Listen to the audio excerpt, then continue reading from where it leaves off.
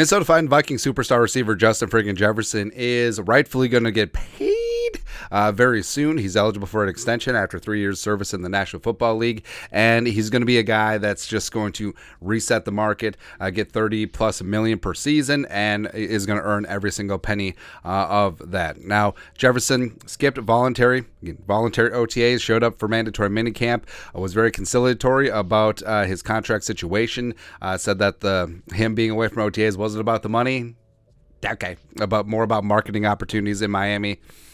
Whatever. But also, it's important to note, he did say that he is going to be reporting to training camp on time, with or without a contract extension, which is good news since, that definitely cuts down on the drama over the next 5-6 weeks as the Vikings do have that break before training camp. But reportedly, the Vikings are sort of dragging their feet on looking to extend Justin Jefferson, and it is their prerogative as JJ is under contract through 2 more seasons.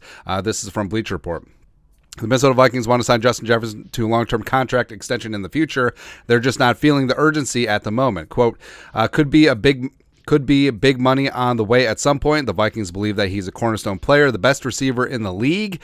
They want to sign him to an extension at some point, ESPN's Jeremy Fowler said Sunday on SportsCenter. 2 potential hurdles in the way, though. He's only 3 years into his rookie deal that has 2 years left with a 5th-year option, so not in a major rush to do it right now. And then the market for receivers, you're looking at around $30 million or more. Tyreek Hill makes $30 million a year on a big deal, but they might need to make Justin Jefferson the highest paid non-quarterback in the league. So those are some hurdles, but certainly the Vikings want to do this at some point. Jefferson is expected at a training camp regardless. So it's good news that, like we said, that Jefferson is going to report.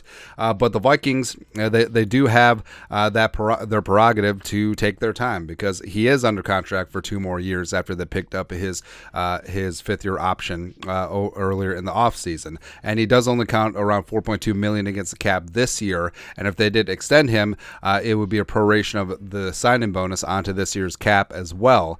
So even though the Vikings, $19.1 million in cap space, they certainly have the space, potentially kicking the can down the road, where Jefferson is due to make $19.743 million on his 5th-year option, and that would be his cap hit for 2024. So that it is a deadline-driven league, and if the Vikings, they do want to extend Hockenson, if they do bring back Kirk Cousins, if they do extend Danielle Hunter, as well as potentially look at an extension for Christian Darrisaw, it would make more sense, even though they cleared up a lot of cap space for 2024, to clear up Jefferson's major cap hit next year and potentially work out an extension next offseason. Now, the problem with that is that if you wait another year and JJ goes for $2K this year, which he certainly is capable of and is in the MVP conversation and maybe defends his Offensive Player of the Year award, he is going to outpace his own market.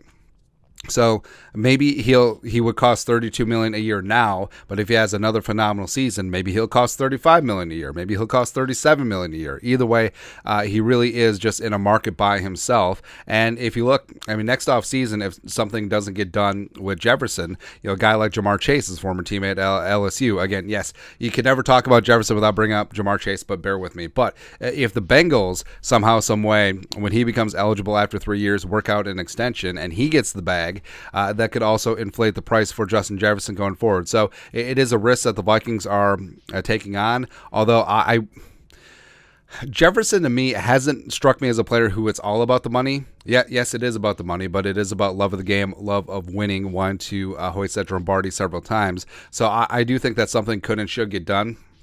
And as we talked about before, for contract negotiations, no news is good news. And yeah, Jefferson skipped voluntary OTAs, but there wasn't sniping in the media through leaks and sources. There wasn't any cryptic social media posts. So I do think that things are on good terms. Jefferson wants to be here. Kwesi and Kevin O'Connell have gushed their effusive praise about Jefferson. They want him to be here, obviously, and the price will be the price. And I think that something could get done this offseason. There's still 6 weeks to go. That's a lot of time for negotiations between agents and Kwesi, so we'll see what happens, man. But your thoughts are thoughts. Reportedly from ESPN's Jeremy Fowler, the Vikings are in no rush to extend Justin Jefferson with 2 years remaining on his rookie deal. Let us know your thoughts and our thoughts in the comment section below. Subscribe for daily Vikings takes. Want to support the work? Put a little something in the Venmo. But till next time, Skol, production value.